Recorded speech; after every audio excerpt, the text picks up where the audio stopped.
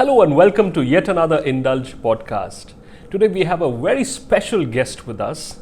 She's many things. She's an entrepreneur, she's an artist, she's a designer, she's a dancer, and she's a Silambam practitioner. Welcome to our sets, Aishwarya. Thank you so much for making the time. It's lovely to have you with us. So tell me, you've been an entrepreneur from very, very early in life. When did Silambam start? Well, I run a design academy, Maisha Studio, for the last 11 years. And a lot of times people tend to think that somebody who's practicing a sport or a physical activity tends to usually always start young. But in my case, I started when I was 23 years old.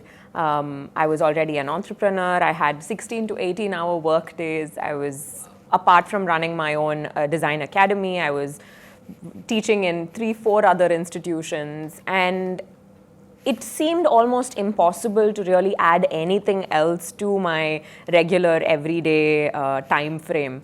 But when I happened to come to know about Silambam through my Bharatanatyam guru, even though Bharatanatyam was just a hobby at that point of time, she urged me to take up a traditional martial art, and that is when I looked up Silambam classes in Chennai. And being a designer and artist, I felt the value of Silambam, being more than 3,000, 4,000 years old, an art form rooted in our own land, created by my ancestors, and it has survived over so many years, and I'm able to experience it, not just as a viewer in a museum, but firsthand as a practitioner. And that got me hooked right from day one. And I feel that my background as an artist and designer played a very important role in the way in which I got attracted to Silambam, and I understood the value of it right from the beginning. So that's how it began, where it was by chance. I had my own professional career, all of that, and it was just that curiosity, which is such an important part of creativity, right? And the curiosity to first go and see what does this art form have in it, and then to try it out, and then to keep learning more and more and more. And now I'm here 10 years later as a Silambam practitioner. You've got us very curious now, and we want to know, the essential Aishwarya Manivannan, So can you tell us a little bit about yourself in terms of, your journey with the entrepreneurship, your journey as an artist, as a designer? Can you just throw some light on that, because we want to start from there and see where you've come? I run Maisha Studio, an art and design academy in Chennai.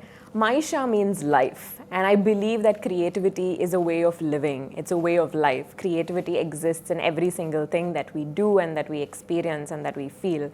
I work with students who get into design and visual art professions and courses all over the world, and over the last 11 years I've taught and mentored thousands of students, both in Maisha Studio and other institutions as well, where I've taught as a design professor. I've taught at NIFT Chennai, at Loyola College, at Kriya University, and a few other institutions as well, where students who are interested in architecture, in interior design, fashion, graphic design. My aim is to really bridge that understanding that we have as individuals to realize our creative potential and use that in pretty much any role that we can be in. And that work that I do with my students, with Maisha Studio, within the field of art and design, has played such an important path in the way in which I've understood Silambam as well. Most people tend to see art and design and Silambam as two completely different fields, but for me, it's like my left and right hand. One can't exist without the other. The way in which I understand Silambam has been through the elements and principles of art and design, be it line, be it rhythm, be it shape, form. All of these are what forms the building blocks of design, and it does form the building blocks of Silambam as well. So in that sense, it's been a phenomenal experience for me in my journey to understand and experience how my design and art background has played such a huge foundation in the way I understand, interpret, and present Silambam as well. You said, you were doing 16 to 18 hour days, when before you started with Silambam. So your Bharatanatyam guru must have really impressed impressed you with, the idea of Silambam that you actually chose to take it up. So can you throw some light on that? Sure. My Bharatanatyam guru Kavita Akka is an IAS officer, and she is an incredible woman. She's a role model in so many ways.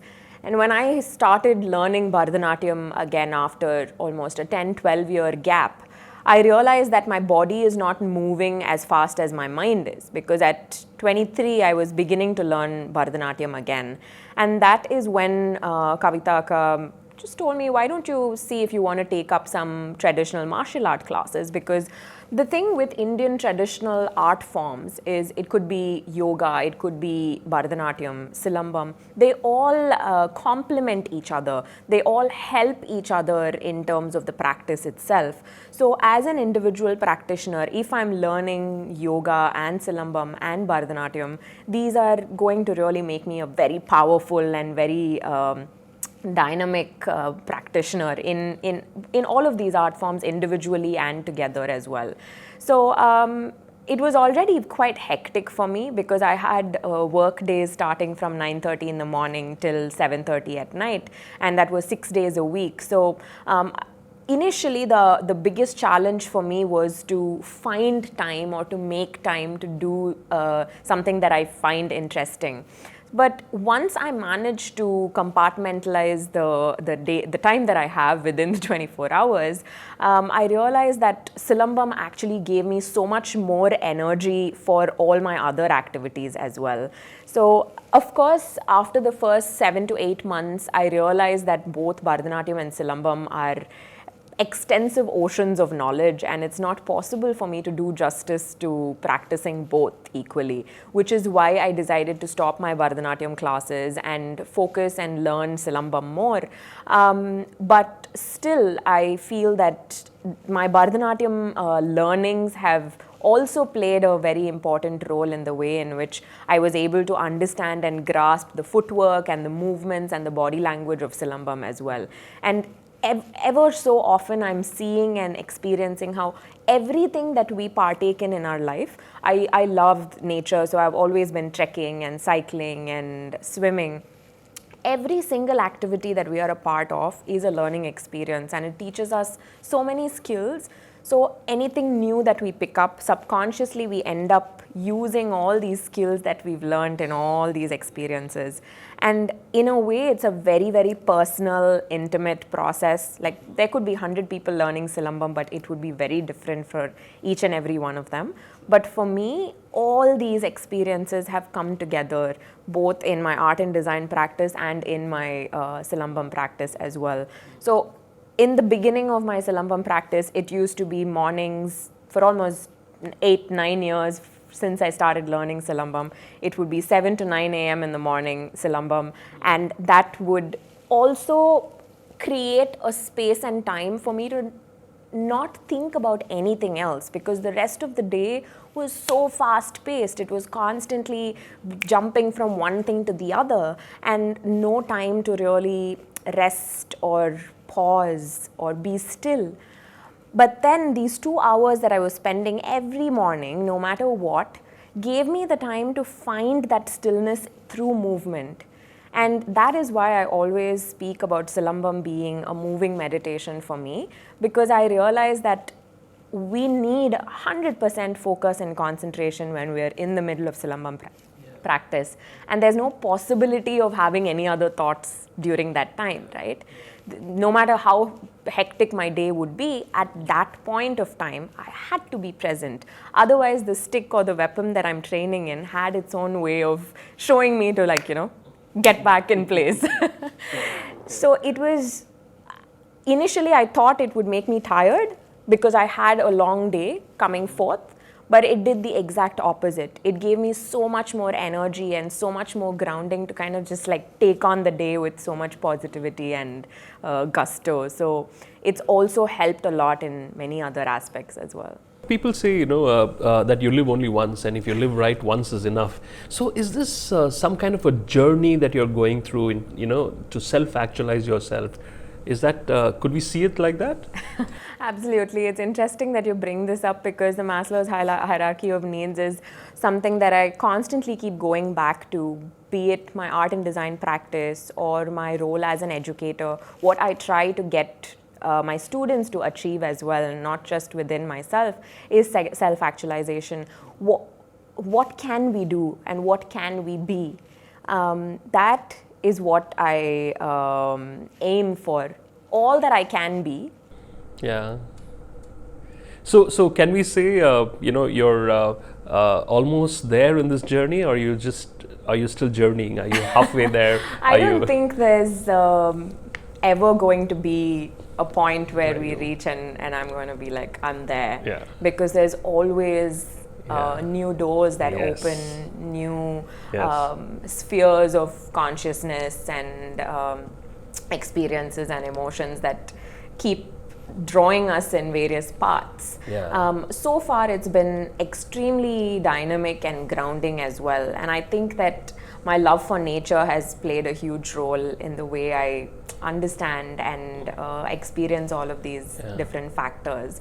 Every time I go back to nature, I realize how I'm just this really, really tiny speck. So all of these experiences, which may seem large in day-to-day life, is actually very, very minute, and there's so much more to see, feel, and do. Yeah, that's true. You spoke about the mind. You spoke about the stillness of the mind when you're actually practicing Silambam. We'll come to that, but before that, I want to talk about the body. When you practice a martial art, an art form like Silambam, does it in any way increase your kinesthetic intelligence, the intelligence of the body? I mean, does it help in overall movement, your readiness, to face new things? Does that? Absolutely, absolutely. Okay. One of the things that sets Silambam apart from any other physical activity that I've experienced or seen so far is the fact that we need to use both our left and right side, our dominant and non-dominant side equally. So most of the time we tend to focus on our dominant side. We're either a right-handed person or a left-handed person. But in Silambam, every single technique needs to be done on both sides. So if I'm a right-handed person, so if I'm practicing a particular technique 50 times on my right side, I would probably need to practice it 300 to 400 times on my left so that they both become equal, right? And when we're working with the left and the right side in terms of the physicality or the physiological aspect, that also has a lot of triggers between the left and the right brain, which are involved with the logical side and the creative side. So you see that, of course, there is the physical aspect of coordination and the fact that we need to be aware of not just our body but also the weapon that we're holding, because in Silambam there is of course the footwork, there is the body movement, but we're also holding a weapon, and every weapon has its own shape, form, size and character. So when we train with each of these weapons and we practice how to work with them, then it's a certain sensorial experience and awareness of a different level altogether, because just body awareness itself is becoming so hard to achieve. But here we're going one step further and working with a weapon as well. So it's not just about awareness of our own body, but I always say, right, whether it's the tip of my finger or the tip of the stick that I'm practicing with, it needs to be the same level of awareness. Of course, if I do this, I know where my finger is going, but if I'm holding a stick, even if it's 6 feet away from me, I still need to know where that stick, the end of the stick is going as well. So that is with regards to awareness, both in terms of body and the weapon. Then of course comes the strength, the conditioning, the flexibility, the mobility that we achieve through the practice of Silambam. The footwork patterns are both simple and complex patterns that, there's so many things that we need to think about. So it's as much brain as it is body. And that combination makes a huge difference. Even with my workshop participants who just try Silambam for 3 hours, they usually always come back and say it was such a brain exercise as well, because you're constantly thinking about where's my left leg, where's my right leg, where's my left hand, where's my right hand, where is the weapon now? And all of these things put together is as much brain gym as body gym. And of course, there is the overall awareness and sensitivity that comes in also, which is what makes the Silambam practice such a holistic experience, whether it's a 3-hour period or 11-year, 12-year, 30-year period, either way. So is it a very difficult art form to learn? I wouldn't say, so that's the thing, right? Any art form takes effort. Right? You don't get to learn any art form easily. It needs effort, it needs commitment, it needs consistency. But it doesn't, I wouldn't say that it's difficult for anybody to take it up, because Silambam as a practice is great, because people of any body type, any fitness level can come in and start the practice very easily. The practice of Silambam by itself has a way of kind of molding and preparing the body to move on to the next steps. So from that point of view, anybody can start learning Silambam. But like anything else, even if it's driving, we need to practice to become a better driver.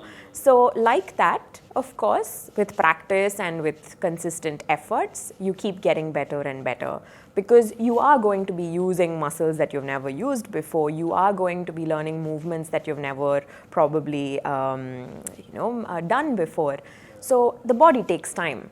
And if the practitioner is patient and consistent, then I think anybody can learn Silambam.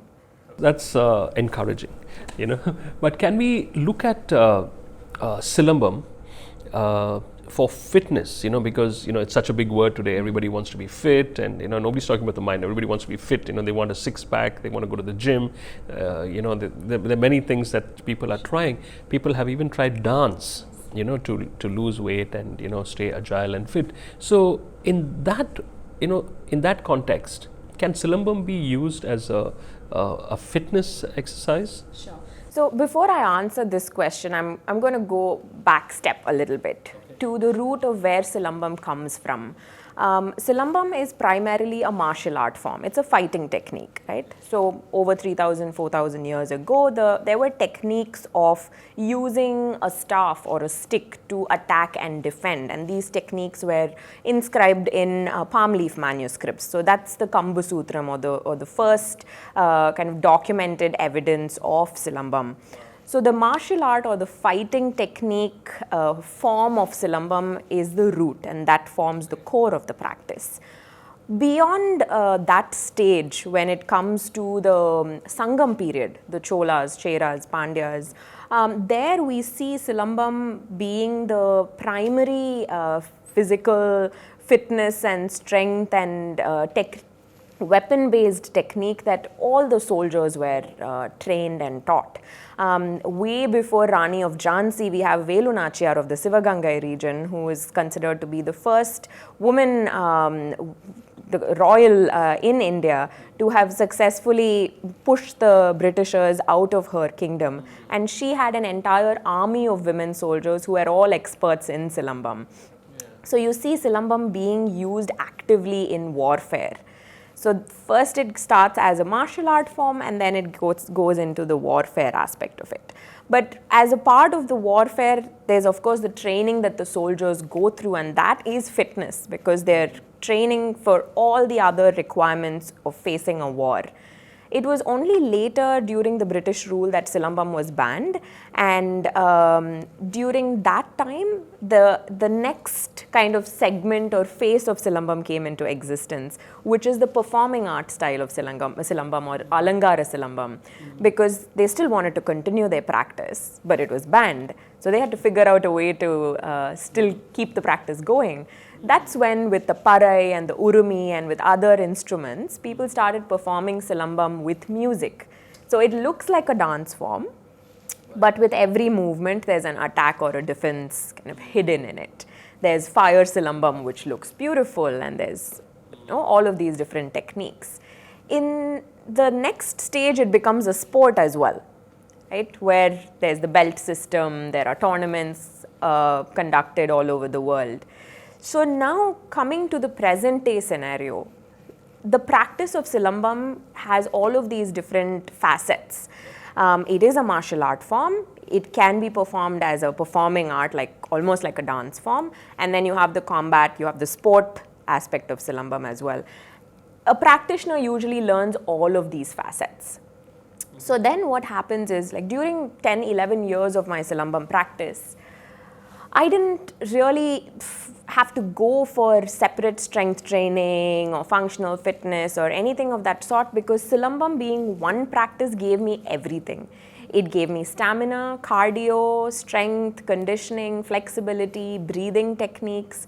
So then together it becomes an absolutely incredible fitness program that an individual can benefit from in so many different ways, right? If we're going to the gym or if we're doing functional fitness or strength training, we're lifting weights, we're building resistance, we're building strength through various techniques.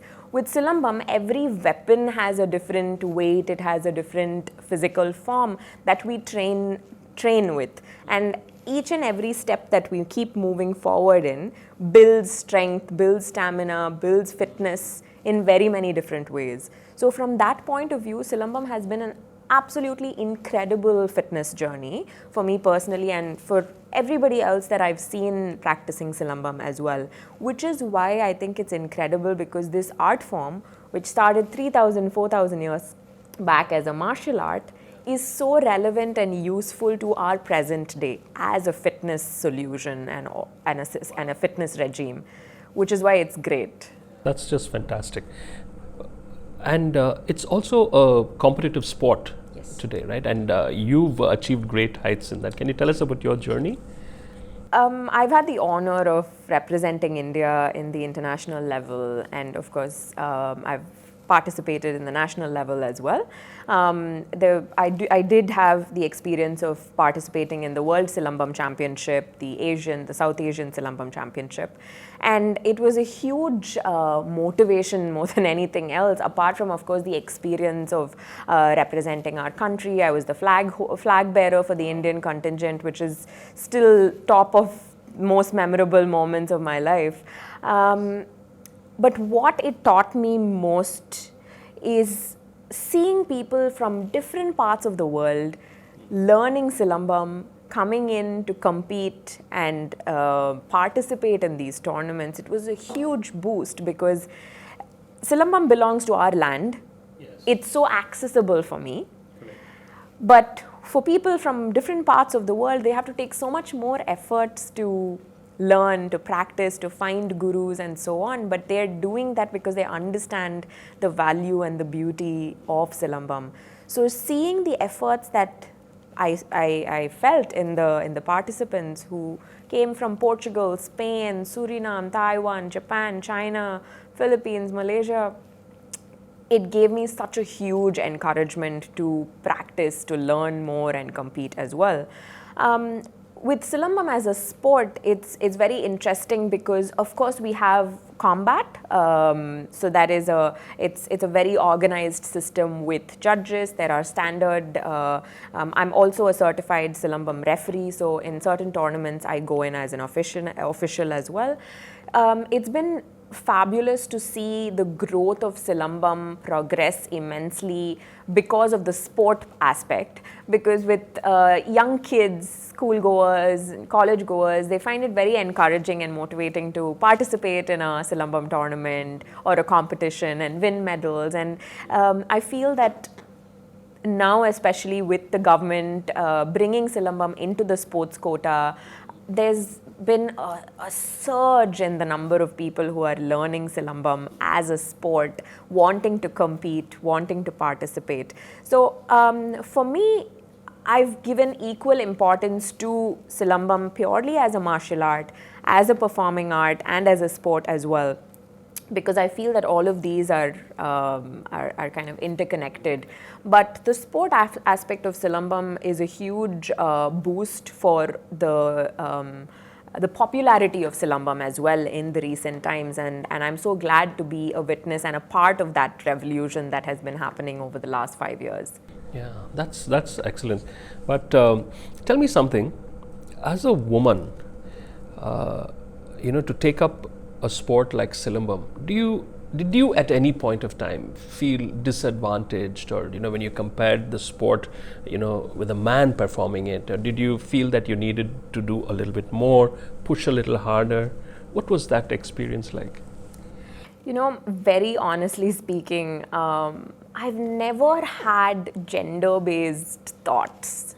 I just tend to look at everybody around me as individuals, and that's how I see myself as well. I don't ever see myself as, okay, I'm a woman walking into this space, or I'm a woman in this space. I am just Aishwarya, right? So there have been so many incidents where in the beginning of my Silambam practice, when I just started learning Silambam, my guru Power Pandian Asan was so encouraging. My initial 2-3 years of Silambam practice, I was the only woman in the class. And it would never strike me that I am the only woman. And after a couple of tournaments, when there would be a journalist who's come in to do an interview, they would ask me, so Aishwarya, there's like 40-50 students in the class, and they're all men. How does it feel to be the only woman? And then I would look around and be like, oh yeah, that's right. I didn't even think about it. I didn't even realize. It's always the journalist asking these questions. So the thing is that it's never really come across that way for me. I feel that gender plays no role in any of these. Art has no gender. Of course, Silambam, a lot of people tend to think, initially, a lot of people used to think Silambam is a male-dominated sport. Now, I have people calling me during like workshops and classes asking, is Silambam okay to be practiced by men? Is it only for women? And I'm like, yes, this is how it should be. So now we see classes where there's so many more women than men, and it's been very interesting to see this shift as well. But for me personally, I never found it difficult, or even with Power Pandian Asan's Silambam team, the women's team, we were on fire in tournaments and performances. So yeah, we were center stage. So I don't think that it caused any challenges or difficulties. I feel that honestly, I feel the practice of Silambam is almost like just painting my self-portrait, because there's so much of beauty, strength, grace, that power and that possibility of being very strong, whether it's physically, mentally, or emotionally, but still having the same equal, if not more, amount of grace, which forms the core of femininity, and that's Silambam. So there's no other way to it. That's amazing, and I really must congratulate your Asan, for creating such a level playing field. I think it just sounded like the perfect world to me, and it's so heartwarming, to see that you had such a wonderful experience learning Silambam. You are watching the Indulge podcast, and we are here with a very special guest, Aishwarya Manivannan, who is a Silambam practitioner, not just a Silambam practitioner, but a champion at it. So do continue watching. We have lots more to go, and we have some very interesting questions coming up. So coming back, Aishwarya, I was always curious about one aspect of Silambam. You wield the stick, for a long period of time, and also so many twists and twirls and so many movements with it.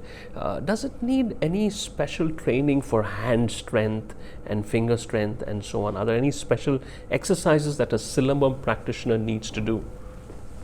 So with the practice of Silambam, of course there are the techniques that we learn with the stick, with the mankombu, with each of the weapons. But with the stick, there are also mobility and strength techniques that we practice as well. So before we get into the full-fledged Silambam practice, just like how we warm up before we go full swing in a gym or in another fitness routine. Similarly, with Silambam, we have a few techniques that we practice with the stick itself that helps to strengthen the wrist, the forearms, all of that. But on the other hand, when you think about Silambam practice as a very organic step-by-step process, the practice itself creates a flow for us to strengthen different parts of the body. A lot of times when people see Silambam, they say, I don't have upper body strength, so I don't think I will be able to do Silambam. Of course, there is a lot of upper body strength, but your core is equally important. If your feet are not well rooted to the ground, you're not going to be able to catch balance. So that is what makes Silambam a complete full body activity, and the practice itself strengthens every single part of your body. And I find it very useful because there's no need for us to do something else in order to do this. It's just you do this and then you're going to keep getting better at it. Wow, that's interesting. So no need of a gym and no need of anything else. Yeah, that's great. Let's talk about the mind now. Let's come back to the mind now. You mentioned a stillness of the mind when you're practicing Silambam. So how does it help? Does it help with your focus? Does it help with your concentration? How does Silambam help with your thinking? Silambam has made me a lot more balanced. I feel, of course, we speak about mind, body, we have emotional well-being, mental well-being, spiritual well-being, physical well-being. But with Silambam practice, what happens is that we realize that it's not just these few sections. There's so many more kind of layers to our existence and our consciousness. And the thing with an ancient traditional martial art form like Silambam is that when we actually go in depth into the practice, we realize that the physical part is just the surface of the water. Okay. It's literally the tip of the iceberg. It's what we see from the outside. The real core of it lies right below. But that kind of brings out, or it exposes only to people who continue in the practice for a while. Okay. Right? So you're not going to be able to find that emotional well-being or emotional balance or mental strength by doing one workshop. Right? It's going to give you a taster, but with consistent practice, it's made me so much more sensitive. It's made me understand myself in a much deeper level. And we usually tend to connect martial arts with fight, with aggression, with violence. But any martial art teaches us the exact opposite. It teaches us to avoid aggression. How do we diffuse a situation of aggression or violence, right? And most importantly, sensitivity. Sensitivity with ourselves, physically and inward, sensitivity to our surroundings, our environment, sensitivity to the people around as well, which I think is one of the most important skills that the world needs today, because I think it's because of my background in creativity and design that I tend to keep connecting a lot of. So when I see people smoking in a public space and just throwing the cigarette butt down, I don't think they're being sensitive about that space, right? When you see a dustbin, or even if there's no dustbin, find a dustbin, right? With Silambam, even though we're practicing with such speed and such form and strength and power, in the middle of a class, in the middle of a movement, we still catch a tiny little caterpillar that's moving on the ground right in front of us, where if I take few more steps, I know I'm going to squish that caterpillar. So we will stop, take that caterpillar, put him aside, and then continue our practice. Wow. That for me is what this martial art is about, right? You can go full power, where you can't even see anything around you. So much of strength, but still have the sensitivity to see that there is that tiny little caterpillar in front of you, and stop and make sure that it's out of your way, right? And that combination is what forms the most important sensibility that we learn, right? Which is what I mentioned to you earlier as well. We know we have the power, we know we have the strength, but that is not the point of it. The point is when you're more, I feel sensitivity is the true strength, right? And even when it comes to combat, when it comes to the root of Silambam being a martial art, it's not about saying, oh yeah, let me just like fight. It's about understanding that there is a possibility for aggression and violence and moving away from that environment, right? Or not even engaging with that environment. So there's so many tangents. It's like this flower with all of these petals where every single one, we are again in such fast-paced lives. So sometimes it's about just finding calm through the practice. Sometimes it's about finding empowerment and strength through the practice. Sometimes it's about finding stamina and building stamina through the practice. So it's all of these things together, and we realize how much we're capable of. And that is so empowering. Which is why I always feel that the physical part of it, the fitness part of it, it is very important, but that's just the tip of the iceberg. The real gold lies further in. So just curious, have you ever been in a real fight? No, I hope I never get to.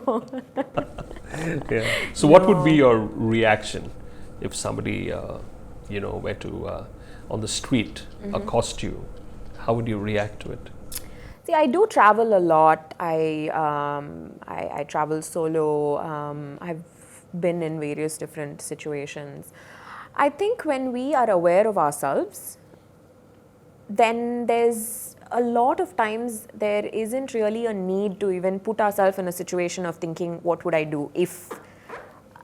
No, it's the body language. It's how we carry ourselves.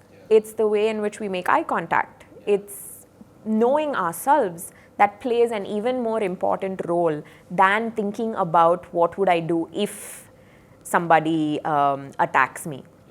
Of course, I know that I have reflexes, I have strength. A lot of times people ask me, oh, Silambam is with a stick, so it's not like you're going to be carrying a stick around everywhere you go. So if you don't have a stick, then how would you defend yourself or protect yourself? Silambam is not a street fight practice. It is a weapon-based practice. But through that practice, of course, we learn reflexes, we learn, strength more than anything else. But again, my focus is on how do I not even get into that situation, right? So this is another aspect where Silambam plays such an important role in the way in which we carry ourselves, right? There can be strength even without me uttering a word or holding a weapon in my hand. And I've seen that happen a lot of times, even with kids who start learning Silambam.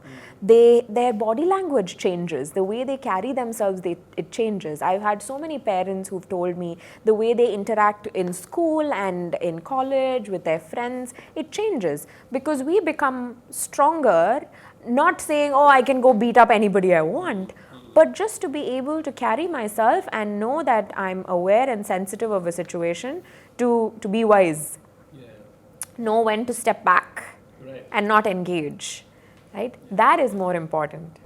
That's true. And you also mentioned the awareness that it gives you of what you can do, what you can't do, and that's great. So we have seen some videos of you practicing Silambam in a Saree.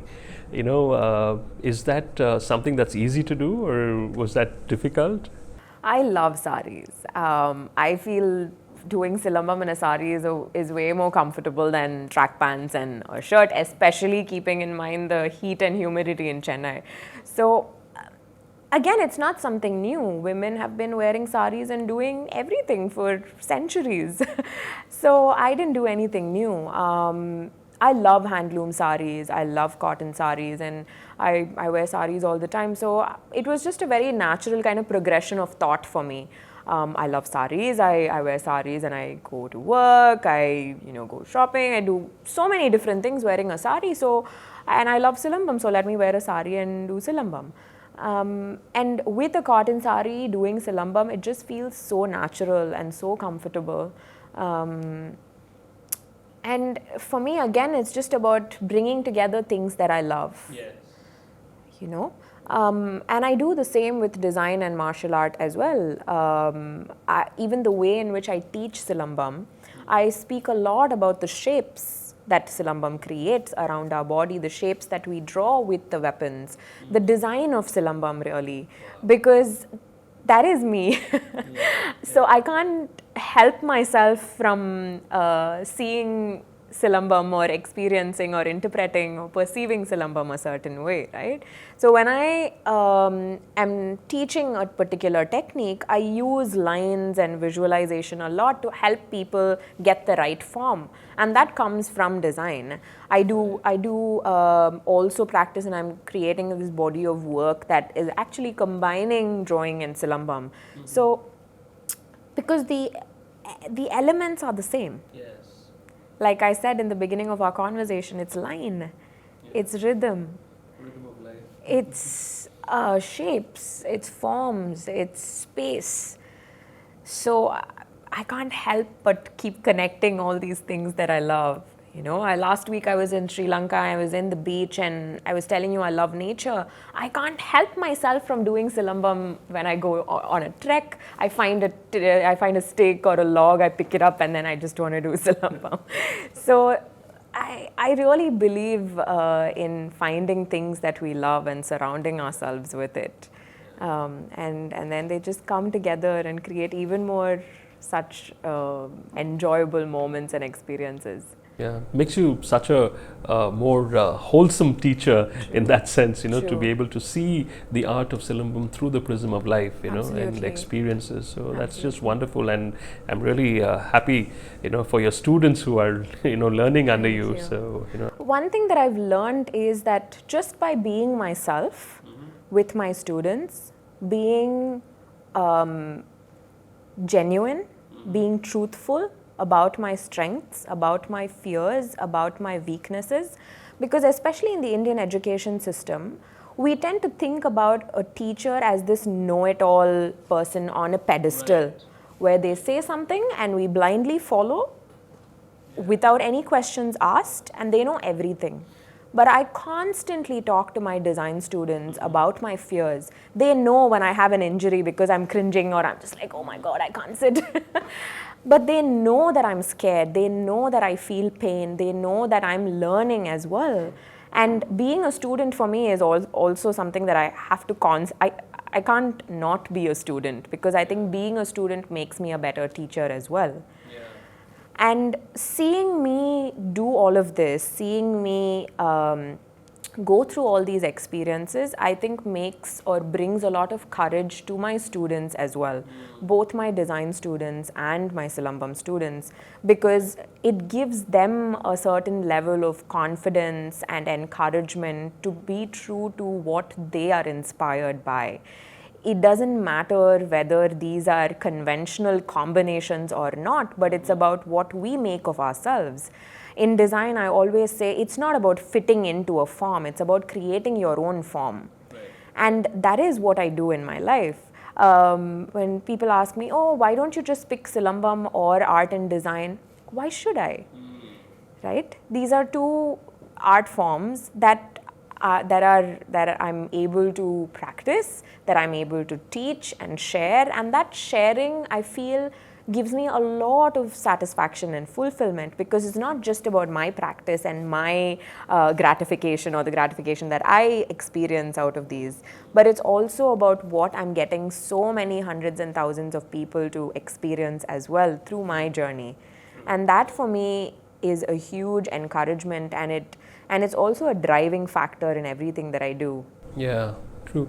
You mentioned injuries. So I wanted to know if you ever been injured, and That's a rabbit hole. No, I mean, I have had a lot of injuries, but it hasn't been Silambam related. Okay. Silambam actually has helped me a lot in my recovery and rehabilitation from injuries. All right, I've okay. fractured my spine a couple of times. I've had, some muscular ligament issues, some neck issues. But then the practice of Silambam, again, because of this whole combination of movement and also being able to kind of work it up or work it down, depending on where we are physically, it has really helped me, because when we're used to exercise and movement on a regular basis, if we're not able to move, then it gets very frustrating. Even during the COVID lockdown, because I was used to practicing 2 hours every day in a huge ground, and then suddenly I was stuck in my apartment. But every evening I would just go up to the terrace, and even in my own living room I would just keep twirling a smaller stick, and so it's been very useful to help me come out of injuries as well, but it has never caused me injuries. Of course, in terms of sport, when we go to a certain extent of intense practice, there are strains and issues that come up, but that's just a part of the very intense tournament competition practice that changes from person to person. But otherwise, Silambam has actually helped me a lot to rehab from other injuries. Nice. So we've spoken about Silambam. What other weapons do you know how to use, and have you trained with? So the primary weapon in Silambam is the staff or the kamb. A lot of people think Silambam means only the stick techniques, but that's not the case. The staff or the stick is the primary weapon, but we do have a lot of other weapons which kind of together form Silambam. Within the stick itself, we have the single stick, we have double stick.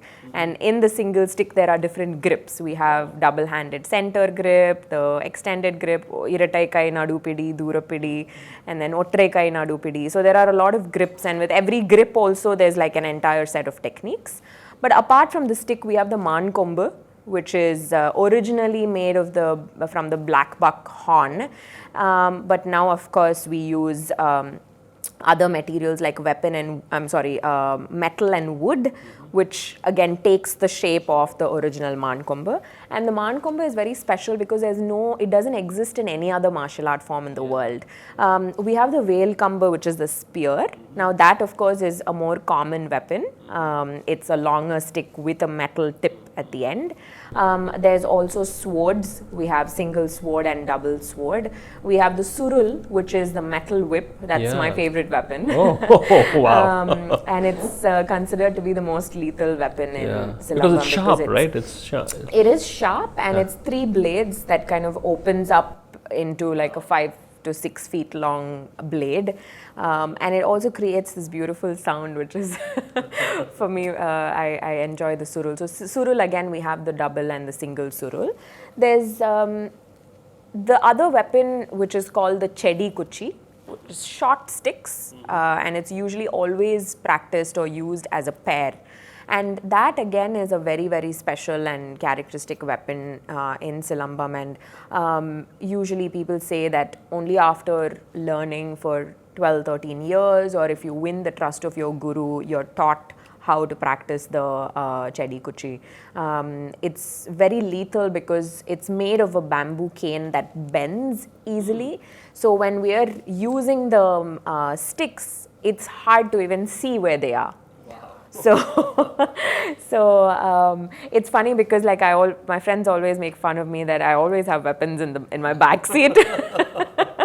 So every time I go to a hotel or when my car is getting checked, people check the boot, but then all the weapons are in the back seat. So these are the main weapons of Silambam: the man kombu, the chedi kuchi, the surul wal, the whale kombu, and then of course there are a few others like the dagger, and then there is another weapon where it's like a metal ball with spikes at the end of a chain. These are all not common Silambam weapons. The main weapons that I told you before, those are the ones that I practice, and they form the main framework of Silambam weapons. So inspiring, and I'm sure you've inspired a lot of people to take up Silambam. What does one need to do to, if one wants to learn Silambam? Just find a class next to you and get started. When compared to even 4-5 years back, I feel that there are Silambam classes all over now. I myself, even in other countries, I've traveled to other countries and I've taught Silambam, and I do conduct workshops in Chennai as well. But there are like pretty much every public park nowadays have Silambam classes, and so it's been great. I have people from all over the world reaching out to me for Silambam classes, and the thing is that, of course, if there is a possibility of you doing an in-person physical class, that would be the best bet.